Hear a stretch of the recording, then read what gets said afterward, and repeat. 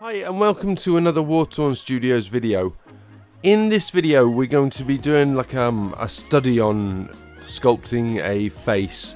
I'm going to start off roughly humanoid and we're going to sort of tweak and twist it just to show how easy it is to take it from one element or one look and take it in a completely different direction.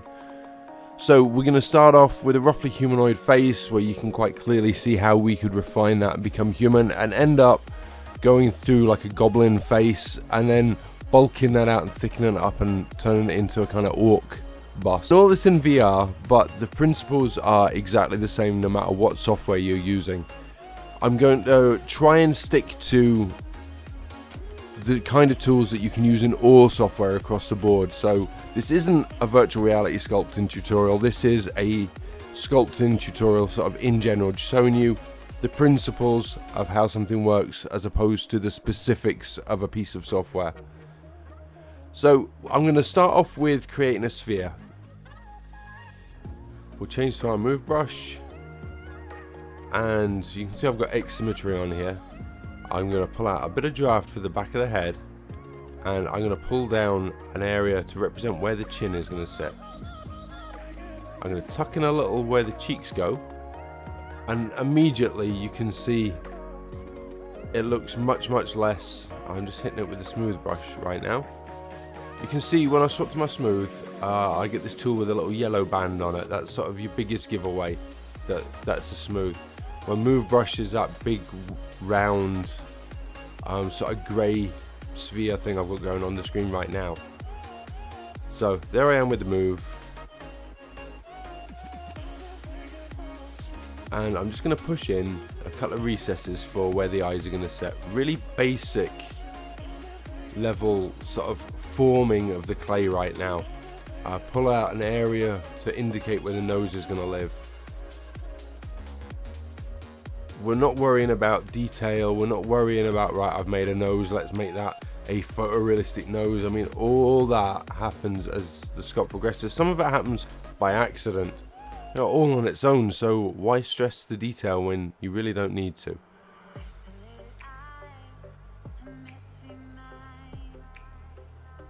I'm basically just rattling around the model, just pulling out. I mean, you see I pulled a bit of the jaw out there. Just defining my rough shapes, blast it with a smooth brush, and just, you know, get things as an indication of where you want to go. So I'm going to pull out, again, just with the move brush, some geometry for the neck and the chest, and we're going to have this finished up like a sort of a kind of bust.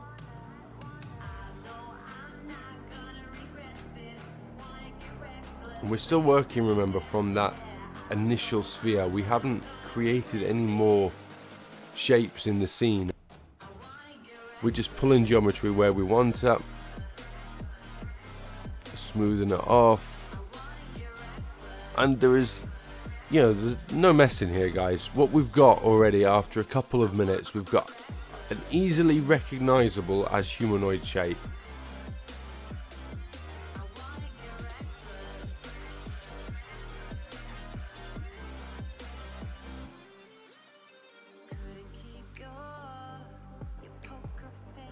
There we go, there's too much draft on the back of the head to be a human.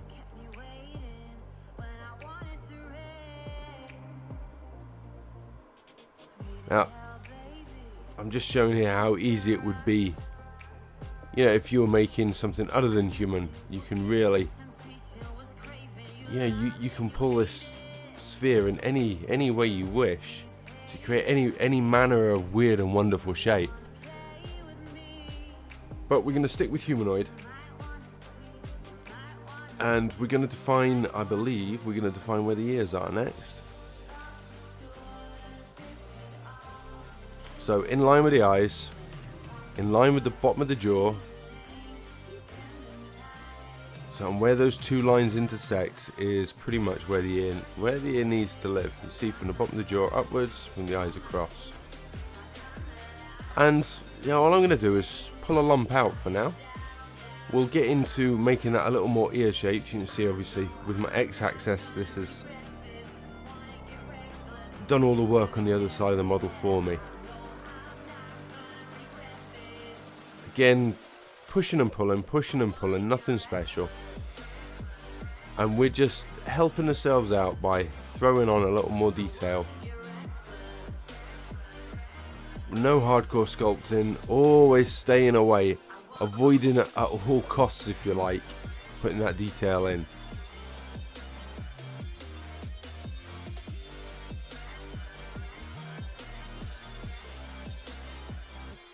So we've got a good definition of where the ear sits. We can see straight away, do we like it, do we not like it? And all of this so far has been done with the move brush. Now I'm going to go back to a standard clay brush in subtraction mode. That would be the Alt button in Blender, I think, to get it to do its opposite. It's been a while since I've used Blender for sculpting though, so I can't remember, I'm afraid. And I'm just going to define where a mouth area is going to be. Chuck in a couple of nostrils. And we're going to do eyes. Yeah, we're going to drop in some eyes. Now these are only placeholders, so things can change, is basically what I'm getting at here. I'm going to add my eyes on a separate layer, or as a separate object, or as a separate subtool, depending on what software you're using. And they're layers in medium, but they're not layers in the traditional Photoshop sense. They are just a separate object. Now this means that I can get in and sculpt around this eyeball, smooth, blend, move, and the eyeball itself remains unaffected at all times because it is a separate object. So I only sculpt on the object I'm selected on. So I've selected the base mesh that is the face, and I can crack on and go all around this actual eyeball, and it keeps its definition between the eyeball and the eye socket.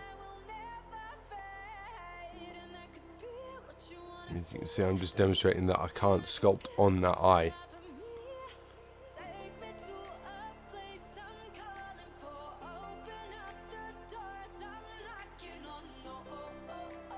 You can see we smooth around, no problem at all. Back to my drawing brush.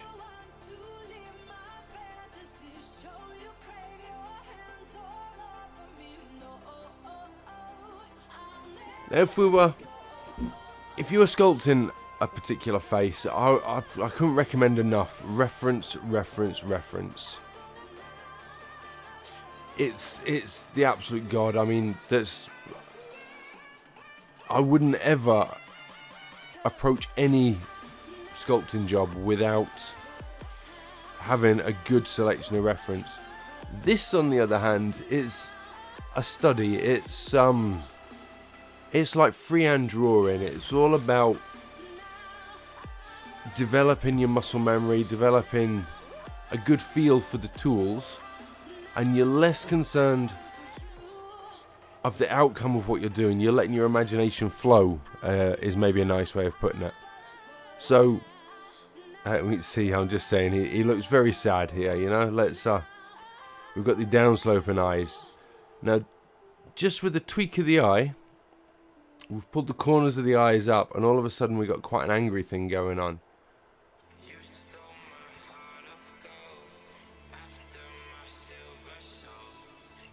His whole facial expression has changed just from the angle of those eyes, and these are the things that reference totally helps with. You know, if you have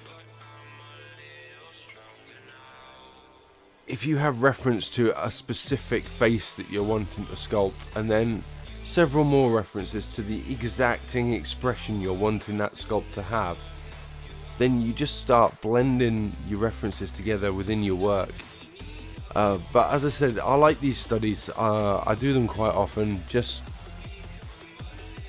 It's a nice way of getting the sculpting in, getting the practice in, and not being refined, not being captured by having to achieve an end result. Okay, I'm just pointing out there's a little artifact appeared here from my move brush. Now these artifacts appear differently in all sorts of different software. In medium, they appear as these little thin sticks. Now, it's important when you see them to fix them instantly, because these artifacts will build up and they'll create problems later on. So if you see problems with your mesh, fix them immediately before you move on. Just, it helps, especially if you're 3D printing later on, it helps you get that nice solid manifold mesh a lot easier if you're fixing the problems as and when you find them, as opposed to leaving them all and trying to remember, oh, I had an issue around the eye, and oh, I had an issue around the ear, and trying to then tick all those boxes later. As you can see, I'm just ploughing back in with the move brush where I've pulled the ears out. I'm making this exaggerated brow. I've made the chin pointier. Just a few tweaks to that distinctly humanoid could easily have become a human face, when just a few tweaks and pushes and pulls here and there, and all of a sudden we've we've made a goblin.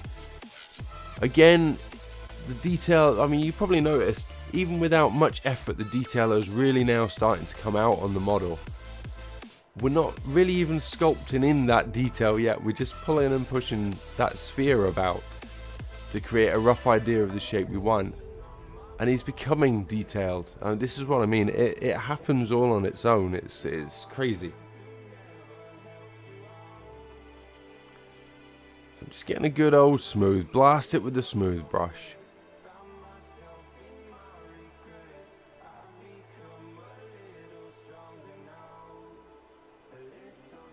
Have a look where we're going.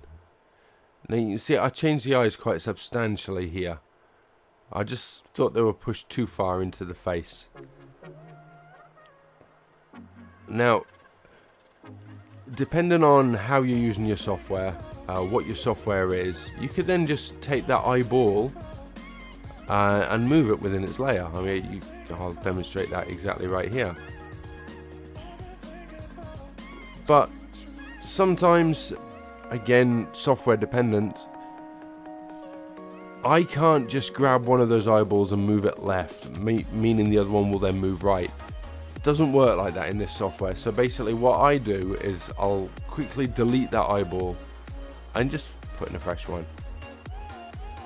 It's really quick, it's really easy. There's just one of the differences of working in VR is it's difficult to achieve some things that really are easy in other bits of software. It's just easier to drop in a new eyeball back on that eyeball layer.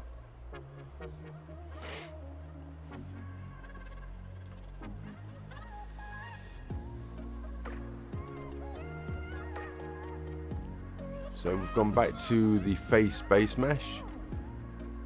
We've gone back to the draw brush. Again, just defining that eyeball. And you see it's not even detailed work. I've just literally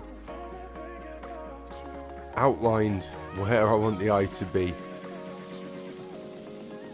Just refining the brows a little, making them a bit sort of broader and lumpier and bumpier.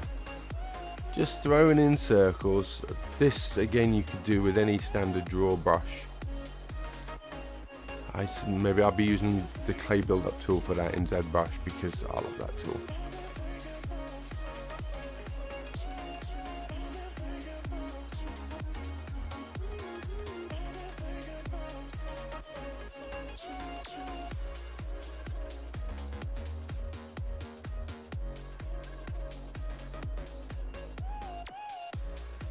Right, I'm making a mouth cavity. And I'm making it a full cavity. I intend on putting teeth and all sorts in the mouth. Now, really at this stage, it's very, very easy to... what are we doing? We're just going to pull out the jaw now, because if his mouth is open, his whole jaw shape would be different. Yeah, I think that's a bit overkill on the chin. I'm hoping I noticed that, and yeah, I do. There we go.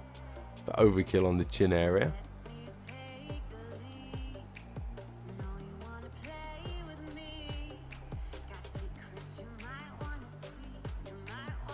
Smoosh it all back down to sort of skin texture with the smooth brush. And that's what I was saying here. You know, I can open and close that mouth at will later on. I can tweak and pull the facial expression.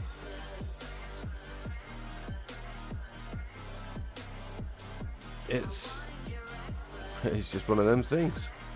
So if we have an open mouth, we can choose to close it. If we have a closed mouth with no detail inside it, it's a little harder to then choose to open it. So we're going to chuck in, right, do you know what, I'm going to Google it right now, but I think that's called a septum. Space under the nose, above the lip.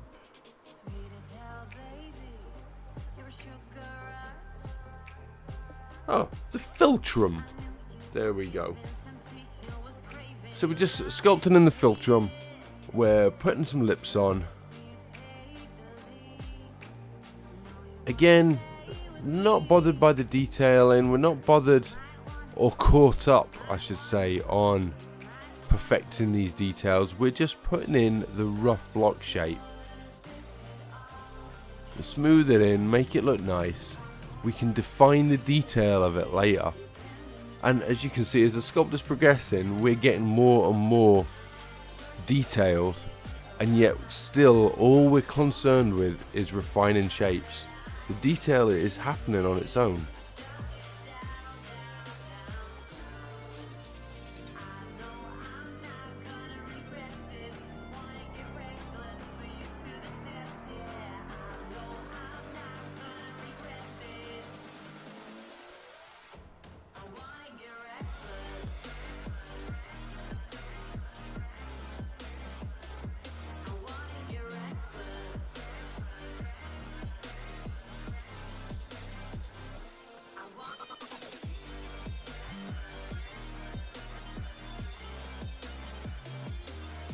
I suppose this is the first bit of detailed sculpting we've done on the model itself at all, and that is just to define the shape of the outside of the mouth.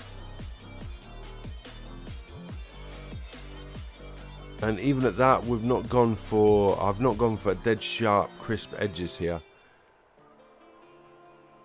I've gone for more a smooth transition between one and the other, just so I know where the shape of that lip is, because as with everything else, that will become refined as I focus more and more in that area. So I'm going to throw on some of the bigger folds and creases in the face. As always, I'm going to then go in and smooth those off and make them look sort of relatively part and parcel of the skin. This is basically your creasing brush or your damn standard brush.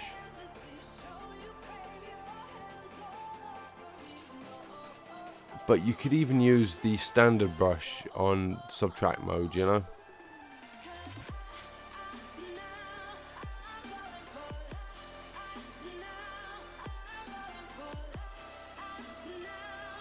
I suppose it's worth pointing out, actually, if you're doing all this on the computer as opposed to within VR, if you're doing all this sort of on your monitor, get a graphics tablet, because trying to sculpt sort of in this essence with a mouse, it's not impossible, but it's blooming difficult. I mean, it's so hard. You know, even if it's just a little bamboo tablet, get yourself a reliable graphics tablet and pen, because it will, there's no messing, it will change your artwork on the computer. Like, it's like buying an airbrush for painting. You don't realize how much you need it until you've got it, and as soon as you've got it, then it becomes obvious. a moment when you're like, oh damn, I've needed this for years, why have I never got one? The graphics tablet is exactly the same. I would go as far as saying you almost can't sculpt without one. Not because it's impossible, but because it's so much more natural with one. And for anybody interested, I'll also say, if you are seriously into your sculpting and you are giving serious consideration to sort of spending money on say the likes of ZBrush, go VR. You know, for what the price of ZBrush or Mudbox or any one of the paid softwares is going to set you back, VR is going to set you back less.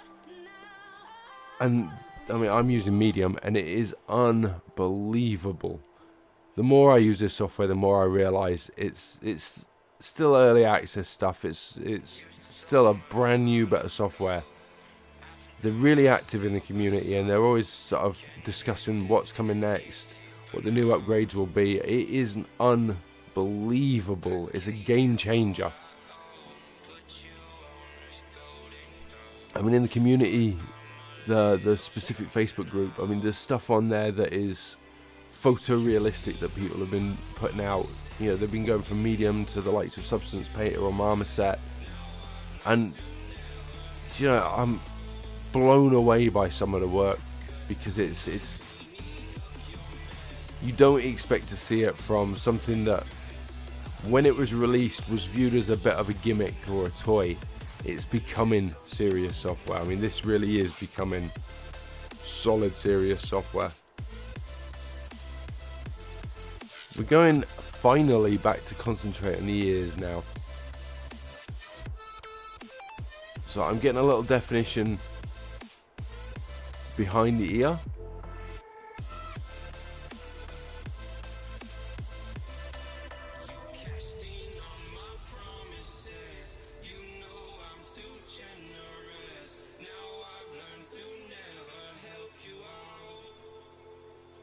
I mean, as I'm sure you've seen how long we've left it just as this little placeholder, and it served its purpose really well. It's shown us exactly where the ear will be and what kind of shape the ear is going to be, without having to get hung up on the detail of exactly what the ear looks like, because it just wasn't time for that. We weren't ready for that level of detail yet.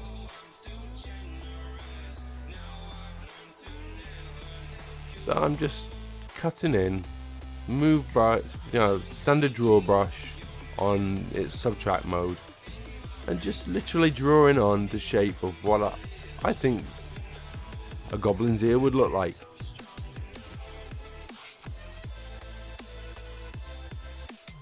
I've got a mind obviously that it's going to get 3D printed, so we're not going for hyper realistic, hyper detailed. Again, this is all done without referencing of a human ear and mentally changing those proportions and sort of twisting it as we're doing it would give a faster and a better result. But it's also, as I said before, it's nice to be able to sort of just relax into a sculpt and let the mind wander and really do what it wants. Now I'm throwing in a little muscles here, and immediately I realised, this guy has no neck. So we're going to give him a neck just by cutting into the sculpt.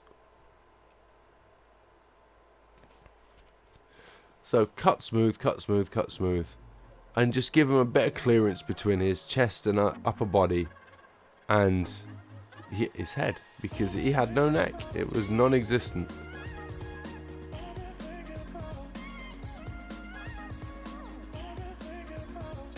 And now he has a neck.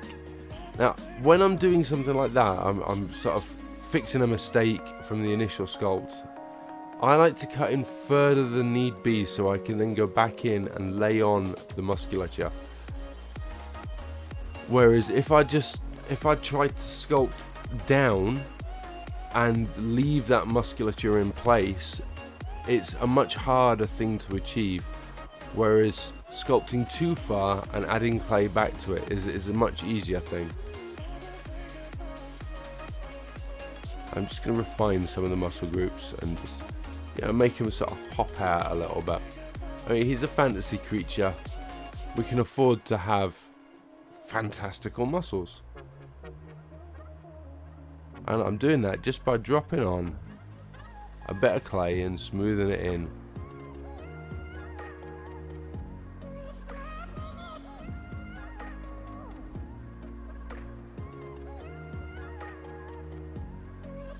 You see, big brush, doing it rough.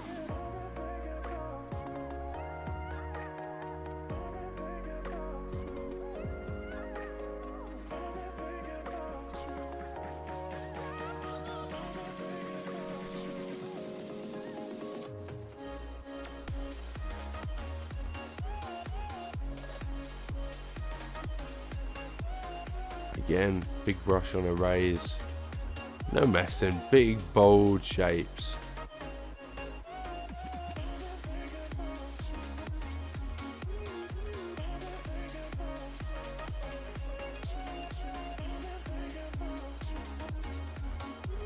Another thing to consider, especially with organic sculpting as opposed to sort of the mechanical sculpting, there is no such thing as a clean line.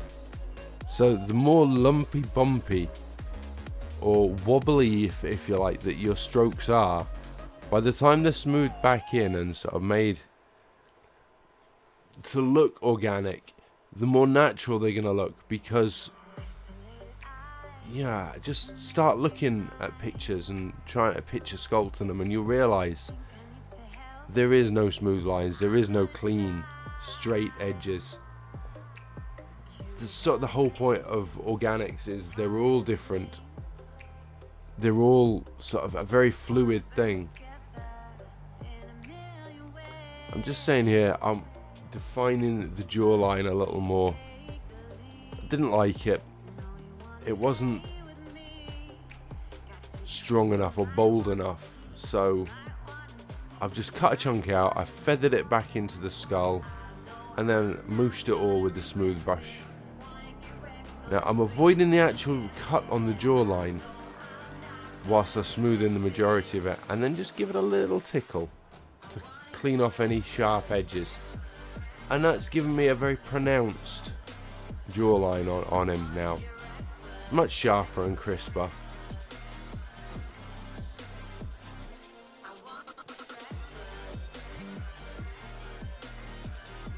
Yeah, I mean, for a goblin, I quite like him. I mean, for a 3D print, I'd say the level of detail we've achieved is good enough. That would print out, and it would look exactly like a goblin. It would look pretty mint. We're now going to throw in the teeth and the gums, I believe. Change his face. We're having a, and we're going for more of a shouty face here.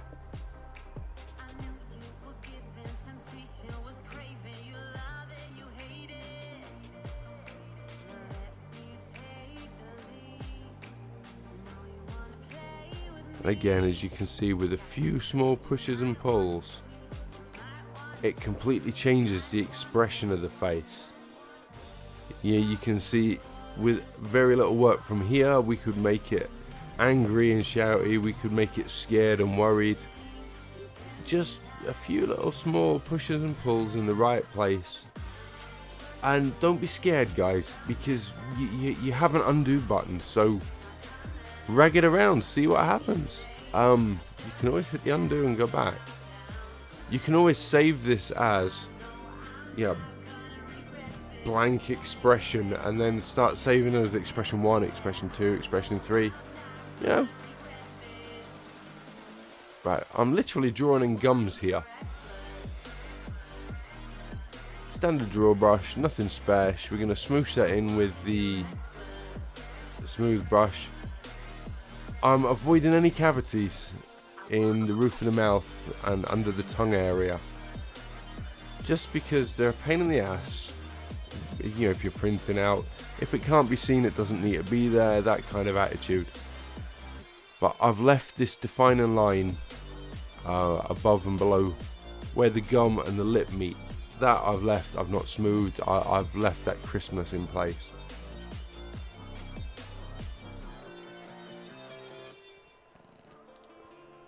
Now I'm just going to demonstrate how I would make teeth in a normal desktop bit of software. Yeah, I would import a shape as a separate object. I'd manipulate that shape. In fact, let's wait till I get to it, and I'll do it as I'm explaining.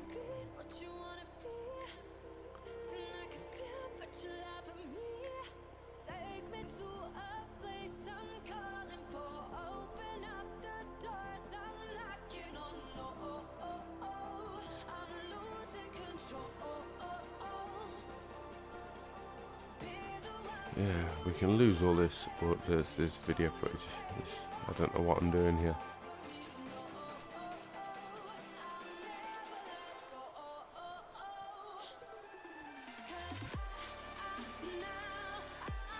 So I would import a shape.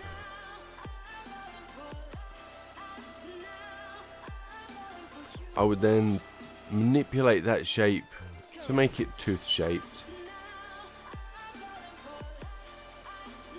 And I'd individually scale each tooth and, you know, copy paste that object for every tooth, manipulating each one a bit differently.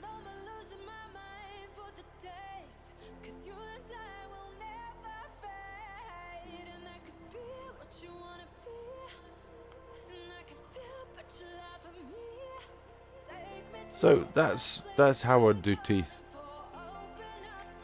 And then I just put them in the gum as required.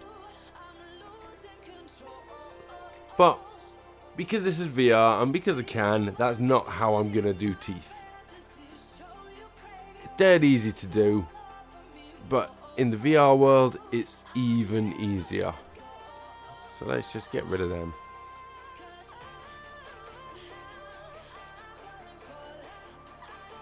If I can. Okay. So I am literally going to take my clay brush on a separate layer and I'm going to draw in each tooth.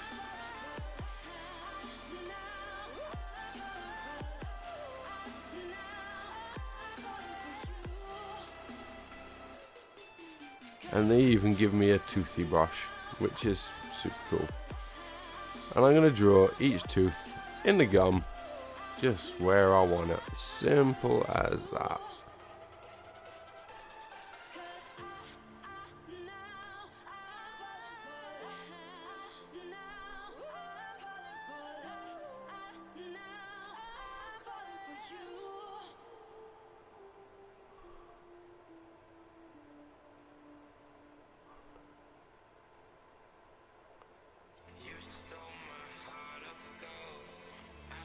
No, don't like that last tooth.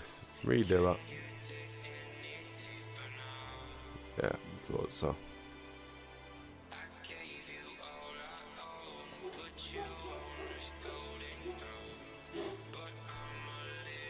Right, me dog's going bonkers.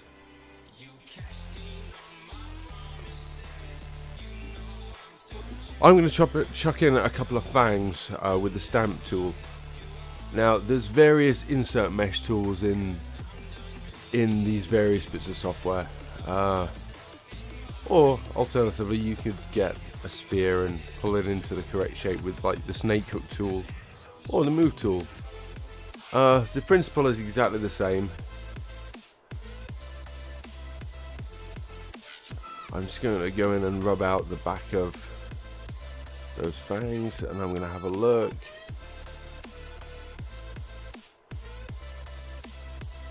Smooth it out with the teeth that were already in there,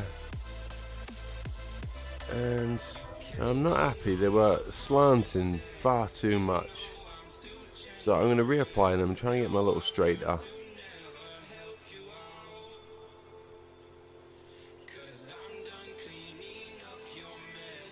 Yeah, much better.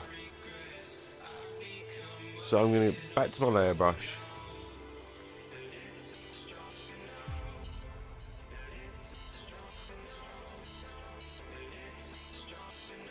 Have a look at where they're sitting, and I'm gonna pull out the face so it works around these new massive fangs that we've just dropped in.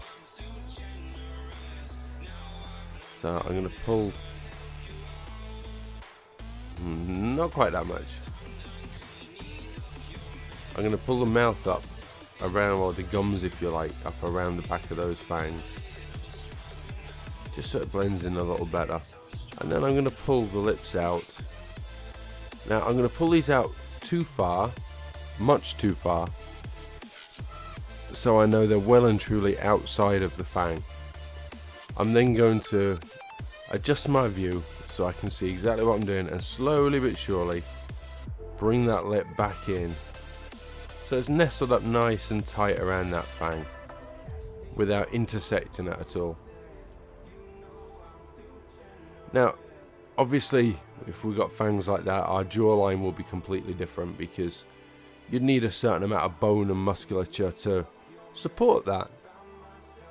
I mean, we've got to look at these things as if they were real. That's how we're going to make them look real. And we then pull and adjust to match. Now, we're firmly now crossing the boundaries from goblin to orc. Not because we've added fangs, but because adding the skeletal structure and the supporting musculature for those gigantic tusks is now making this whole face beefier and stronger. So you wouldn't have a big beefy head like that without having a big beefy body to match. So let's get in there. I'm using the inflate tool, again, very common tool in all sculpting software, and I'm just blowing up the muscles, literally like a balloon. And you can see it's subtle, but they're growing and getting bigger and stronger.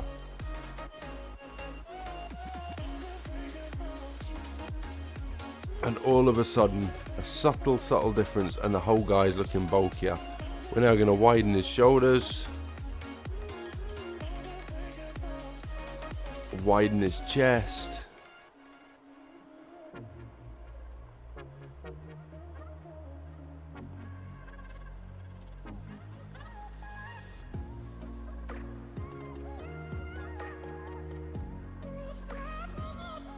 and with just 2 big teeth and a few simple tweaks, we've completely changed again the look of the entire model. We've gone from a sort of small weedy goblin kind of thing to quite a sizable chunky.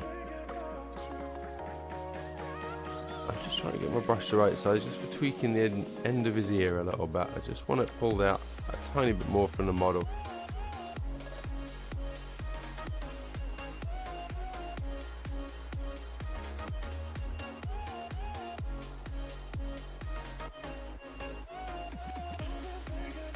Again, I can't say it enough. I mean, all this work's been done without reference. It's just an exploration of sort of where my mind's at, which is, you know, well, we've ended up with quite a bizarre sort of collection of things.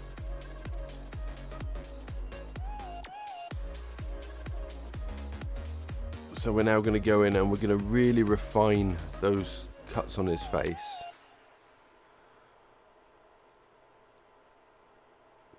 We're going to smooth them in, as always, but nowhere near as much as, you know, we have done for the previous ones. We're going to leave them quite defined and sharp.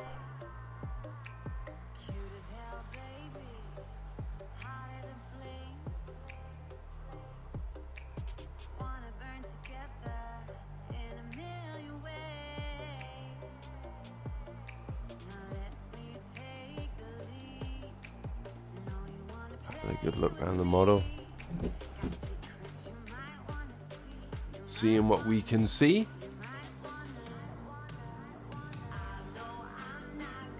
Sort of assessing what we do like, what we don't like.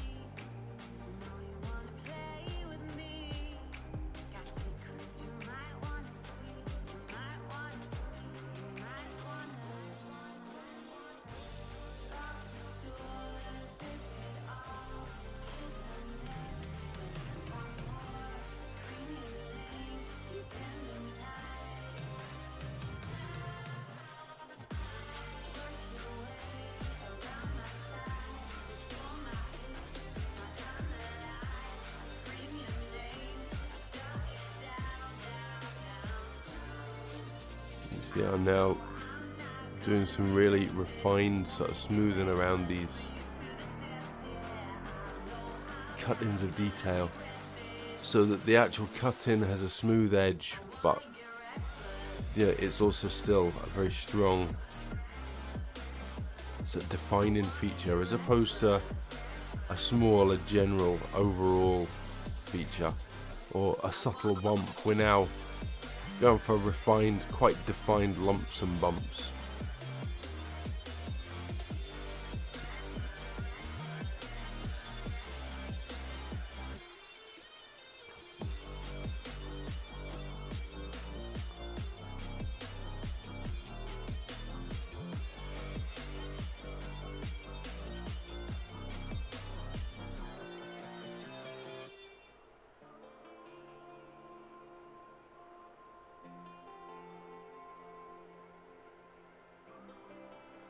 So far we've done, all of our sculpting has been done with the mirror on. Now you take the mirror off and you can start removing the symmetry from the model,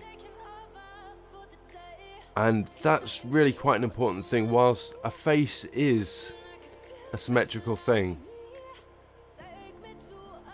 it's only so symmetrical, it's not identical mirror perfect. I mean, if you need, or if you want to sort of look at this yourself, take a selfie from straight on, put it into Photoshop or GIMP or whatever photo editor you've got, cut it in half and mirror the half that's remaining. That gives you an exactly symmetrical image of your own face, and it won't look like you. It'll look a little bit like you, but it won't look like you, because your face is very unsymmetrical really.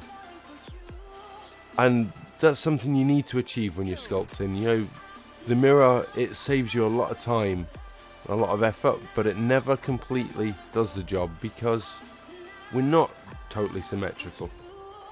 You know, we are slightly different from left to right, and you need to emulate that.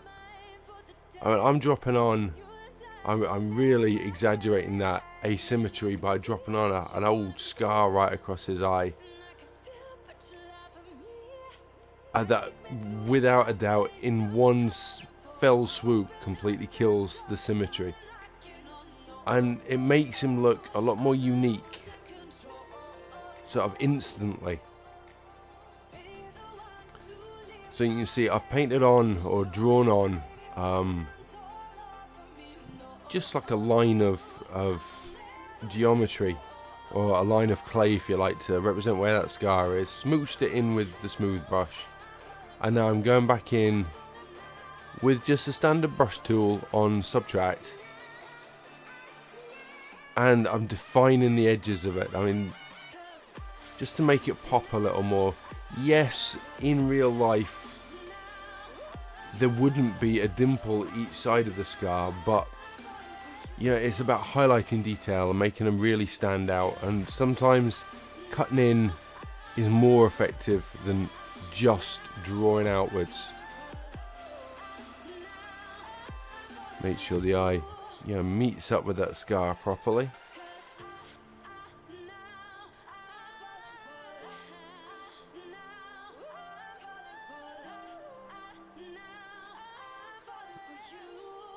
And now he's taken on yet another, I mean, this is maybe the fourth or fifth totally different look to this single sphere that we started out with. So I'm going to draw in some scars across his body, Nothing too crazy, just, you know, some battle wounds. Again, you know, you can draw these on with just your basic drawing tool, your standard brush. That's all this really is. The differences in widths, again, with the graphics tablet, you're going to have a pressure sensitivity set up, and across the board this works in all software I've tried so far, and you can set it so the harder you press is the fatter the line, or the harder you press the deeper your subtract tool will cut in, things like that. So you can taper off your scars and things like that very easily in pretty much any software. We've defined all the musculature around his face. You know, we've cut in, exaggerated it in a lot of places, and I like taking that so far, but obviously you can take it much further. There we go. Nah, just a little wider in the jaw. I get that. And again, we've got the X brush turned off here now, so we don't have symmetry. So that's going to just change the shape of his face on one side a little. We've not moved it far, just enough that the eye will pick up that it's slightly different. But yeah, we're going back to what I was saying about the muscles. There's no reason why you can't go across your entire sculpt really exaggerating all the muscles. It's not a look I'm fond of, it's not a look I particularly go for. It's very popular, it's certainly in some people's styles massively. So I just sort of touch over it here. And it is literally, as you've seen me do there, tracing out each muscle group and then smooshing it all with that smooth brush to make it look like, I don't know, like the guy's been on protein shakes for half of his life. I get it. I get, especially with printed models, I'm there. I understand why a lot of sculptors do this, and yeah, it makes the details really pop on your 3D printed parts. And to a degree, yeah, we all have to do this because your subtle details are going to be lost. But also, yeah, it's not my thing. I rather paint in on a smoother surface. I'd rather paint in these exaggerated details, but you know, that's a personal thing, and that's where style comes into it. So I've taken mirror off here because I want to just make sure things are a little different on each side, not totally different. He's got the same muscles on each side they were put on with the mirror after all, but this just kills a tiny little bit. It just kills the symmetry.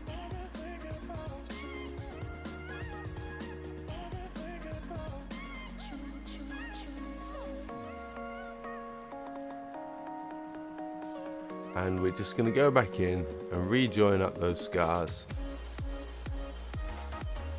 so that they're continuous across, you know, so the scars aren't broken.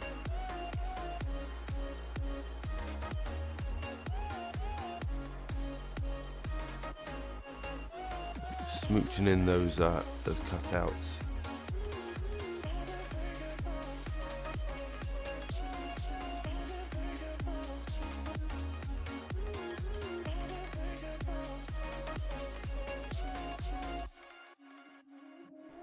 Okay, so we just finished off closing those scars up.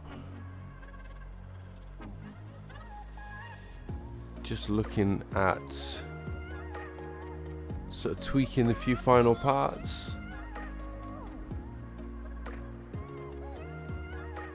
Again, X brush off because we like the asymmetry, especially at this point.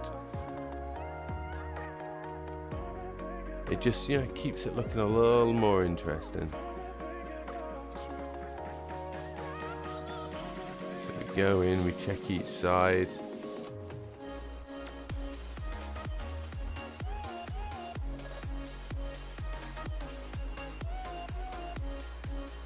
And there we have him.